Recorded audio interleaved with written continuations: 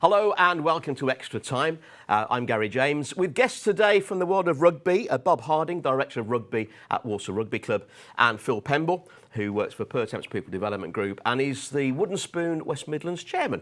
So welcome, guys. Thanks for coming in. Gary. We're talking rugby. If we start with you, Bob, it's Director of Rugby at Walsall Rugby Club. That's right. How long's the club been going and how come you got to be that grandiose title of Director of Rugby, and what do you do? The club's been going for just over 90 years now, Yeah. so our centenary is coming up rapidly. Director of Rugby is pretty much an all-encompassing title. Give me a brush and I'll sweep the dressing rooms, but invariably the main responsibility is for the playing side of the club. So that stretches, we run sides from under sixes up to 3 senior sides, vets, colts, etc. So it's having a finger in all of those pies, really. But the main concentration is on the senior side, on the first team that plays in the Midland Leagues. Right, and you emailed Extra Time. That's right. And suggested, why aren't you talking rugby? We're here. So why did you do that? Sure. I mean, the West Midlands and certainly this area is an absolute hotbed for the game. Yeah.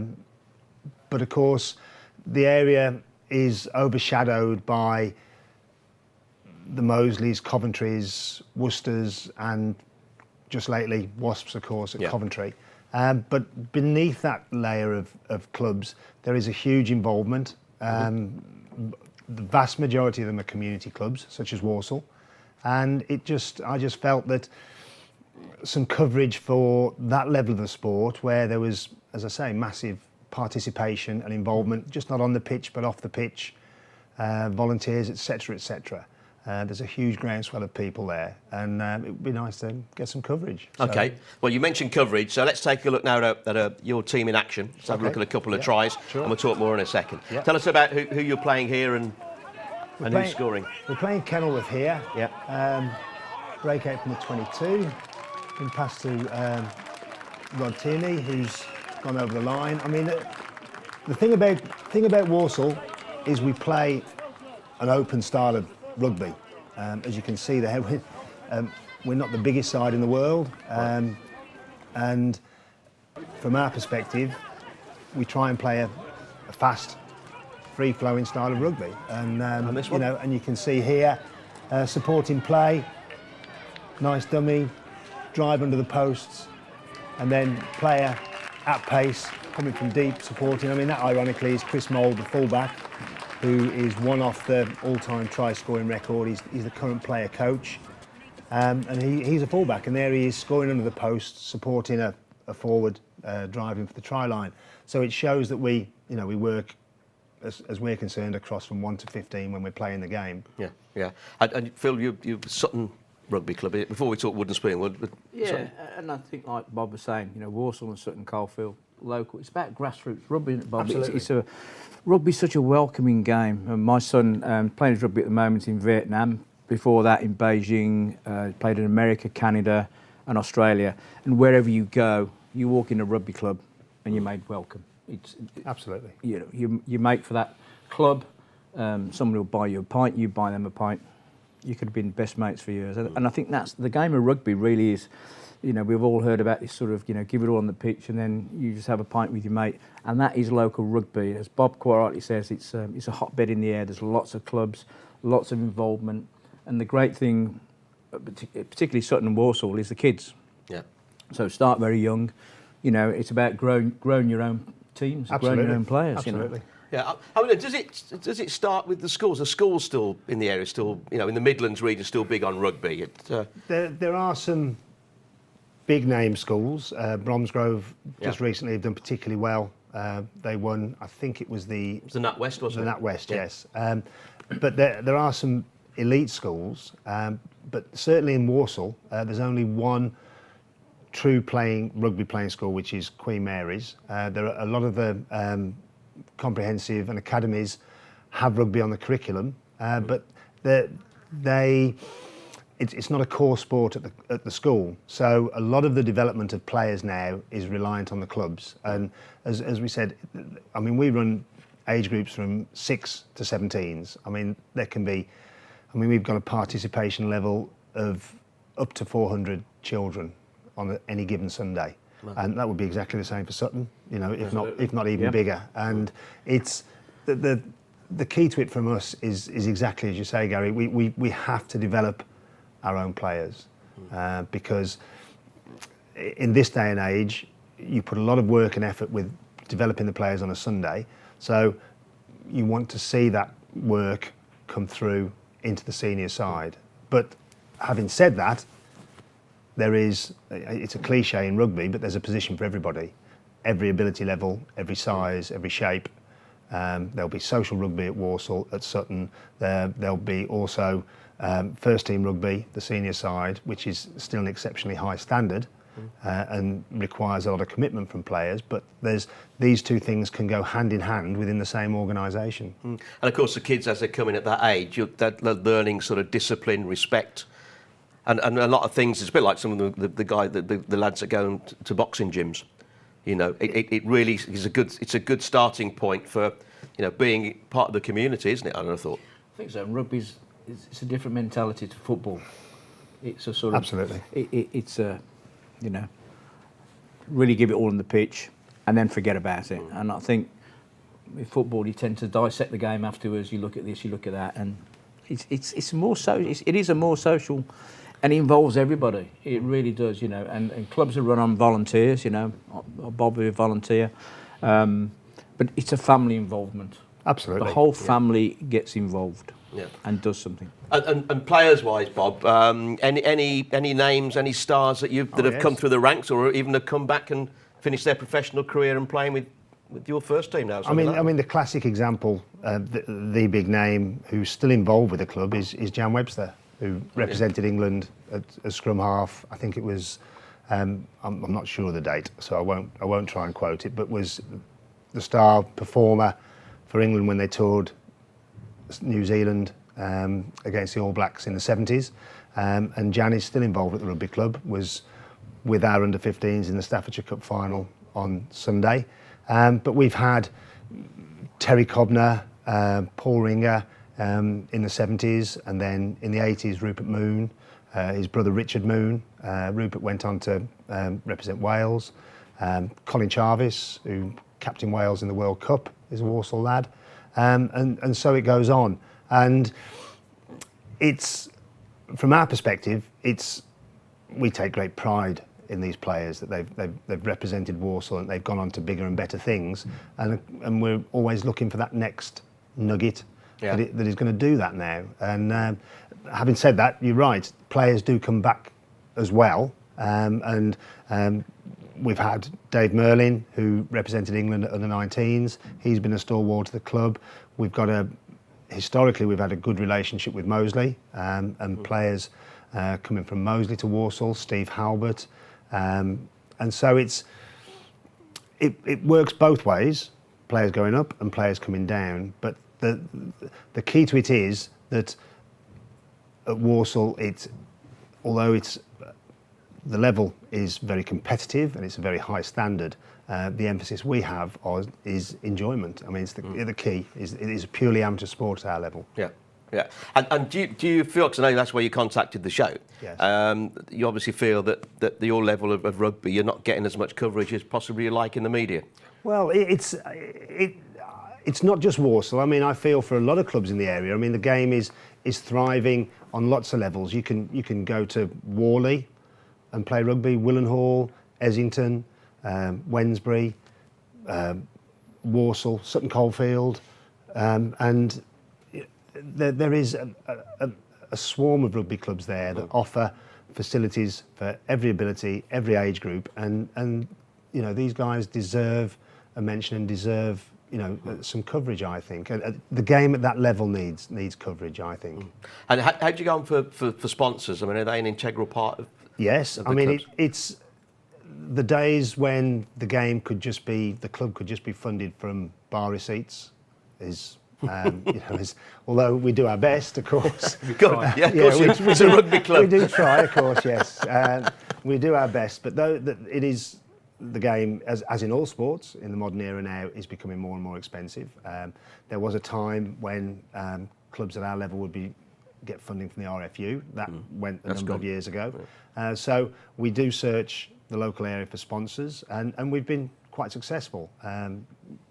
Headline sponsors have come on board, and certainly with the World Cup coming up, the clubhouse and the facilities that we offer at Walsall have been taken up by some of our big name sponsors. Yeah, right. And you mentioned the World Cup. We'll talk about that in part 2 when we come back. But for now, thanks very much, guys. We're going to talk Wooden Spoon as well in the second half. Please join us then. We'll be back. We're going to go and see if we can try harder in the second half. But for now, it's half time.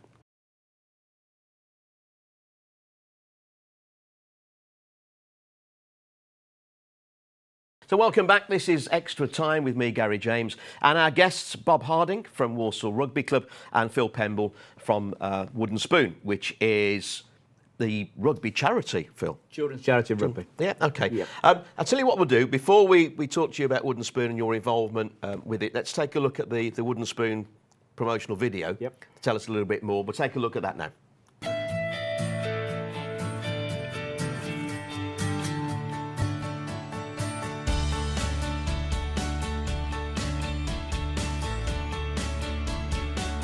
Wooden Spoon has been transforming young people's lives through the power of rugby for more than 30 years. Inspired by our rugby heritage, there are 4 values that drive us. Passion, integrity, Teamwork, fun,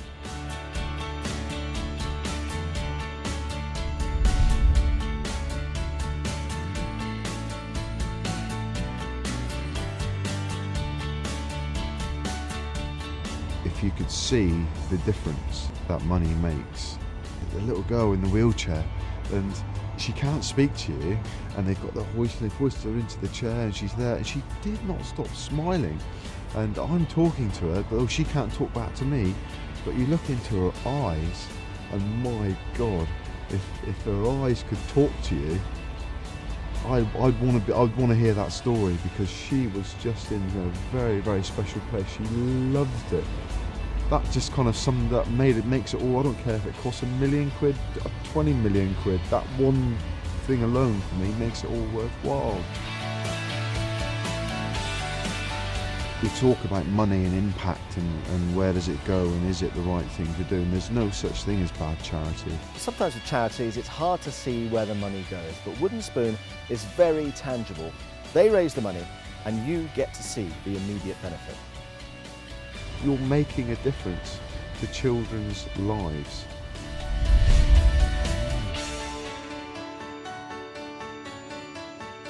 I haven't been a rugby player for such a long time. The Wooden Spoon does so many great things, and you know, as a rugby player, you almost automatically step into being a part of the charity, and you can see from here today, you can see the great work it does.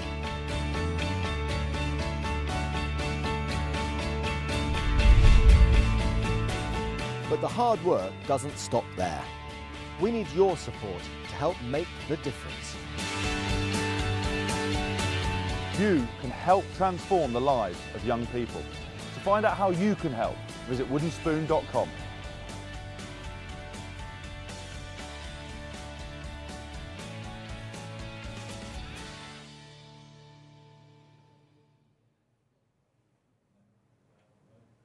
So there you go, that's the promo video, and excellent it is too for Wooden Spoon. Tell us a little bit more, how did you get involved? And Wooden Spoon is, for me, when I first found out about it, I just wasn't aware, and it's just a fantastic charity. So tell us more. So how did I get involved? Bob will probably remember this, but one of our colts broke his neck at a game at Burton, and Ben Smolden, and I used to arrange to take him to the cup final and actually blag my way in to meet the players and do different things. And I actually raised some money and worked with an expat policeman in Hong Kong and sent him to the Hong Kong Sevens. Yeah. And they went along to a meeting to sort of, what is this Wooden Spoon? What are these guys doing? And we were raising money for a centre called Tiny Tim, and I thought, this is great, lots of people involved.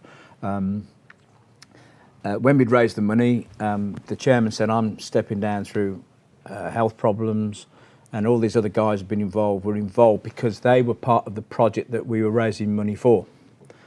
So, who's now my honorary president, David Duckham, famous rugby player, looked at me and said, "Congratulations, Mr. Chairman." And I said, "Hang on a minute." And that's what happens, Bob, in rugby clubs. You get volunteer. You get volunteer. Time is the key. Absolutely, and that was some almost 20 years ago. Wow. You don't look that old. No, thank you. So I played and I coached and I did all the usual thing and volunteered at my own club. But now, being a volunteer chairman to raise money for disadvantaged kids through the sport of rugby is something that I've been engaged with and really enjoy doing. It's fantastic. And to the end of last year, we actually went through the £1 million barrier of money that's been raised and spent in the West Midlands. Wow. So pleased with that. And one of our projects is round the corner in Bentley at Jane Lane School. So it's all very local. So money that's raised here in the West Midlands stays in the West Midlands. It gets spent on projects locally. So that's because it is a national charity, isn't it? It's a national charity. There's 53 different regions, of which I am just one of the chairmen. But we also we have a series of challenges that take place, as you saw in the video. So there'll be the Four Peaks, the Great Lakeland Challenge, the End-to-End Land's End John O'Groats bike ride, all raising money that helps me in actually bringing about some of the projects. And why Wooden Spoon? Why is it called Wooden Spoon? Wooden Spoon. Well, about 30 years ago, England went to Dublin and they were on hiding to nothing. They actually got beaten by Ireland. And some guys in a bar afterwards, as you do, you all sort of commiserate in the bar afterwards, presented them with a mythical wooden spoon. And they took it away and thought, what are we going to do with this? So they organised a game of golf to play for the wooden spoon. And the idea was to raise some money towards a minibus for a special school. And the cost of the bus at that time was £8,000. Some money towards it, but they actually surpassed that, raised the money. And then they invited a rugby international from each of the home nations to play a game of golf, be part of the team of game of golf. And it sort of, it's gone from there. And as you can see from that, then everything is red, white, green and blue, the colours of the home nations.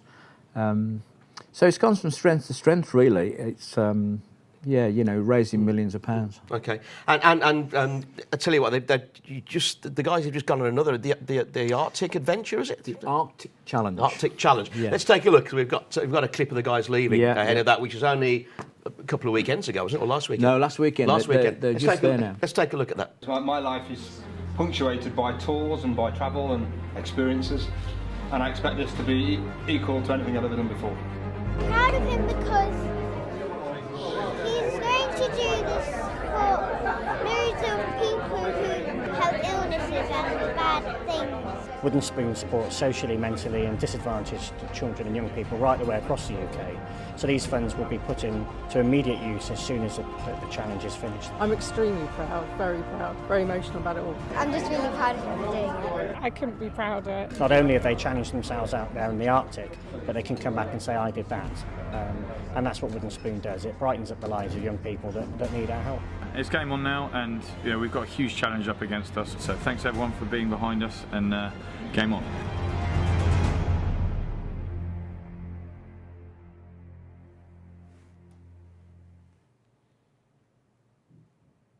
So that's the Arctic Challenge. So how long are they going to be away? They're going to be away a couple of weeks. There's two teams. You'd have seen them led there by former England and Leicester fullback Tim Stimpson, who does a lot for Wooden Spoon, and Ollie Phillips, who was England Sevens player and played for Gloucester. And they're leading two teams. They flew last weekend to Ottawa. Then they flew to Resolute Bay to get acclimatised. Then they start a 100-mile trek to the North Pole. Lee Mears is going to be the referee, but he's going to be flown in. He's not walking. He's going to be flown in with some sponsors and people from the Guinness Book of Records, because the idea is to play the highest game of rugby and get in the Guinness Book of Record, and to raise something like £250,000 on the way. But Everything has to be to IRB regulations, including the posts that have had to be manufactured, because the plane from Ottawa to Resolute can only take 6 foot lengths. Yeah. Maximum, and then that's all got to go on the sled, and it's all be taken up there and erected, and then they trip back. So Wooden Spoon, it's a great charity, and if anybody wants to get involved, obviously Google Wooden Spoon, and it'll come up certainly for the Midlands. Woodenspoon.org, it's very easy. And for Walsall Rugby Club, again, Walsall UFC. Yeah, anybody wants to get involved with that's great. So very quickly, gentlemen, it's coming up in September. We've got the Rugby World Cup, we've got the Fan Zone in Birmingham, we've got a couple of games at Villa Park. What does that mean to the Midlands? Yeah. I mean, from our perspective, it's going to be massive, and we're just as best we can, with help from the RFU, to be fair, gearing up first of all for the event, but then afterwards the recognised influx of participants, new participants to the game. Yeah, it'd be great, and it'll mean the same to you guys. Well, I'm part of Birmingham Rugby Partnership, which is, as Bob said, is to leave a legacy. So the legacy would be more players playing the game, more awareness of the game. I'm also going to be a volunteer, but also we're very lucky at Sutton because we're hosting Samoa and Romania. Okay. So we'll have a lot of profile then. The World Cup is coming on a Sunday. It's fantastic. Gentlemen, for now, thank you very much. So thanks to Bob and to Phil. That's it. We'll be back with more Extra Time tomorrow.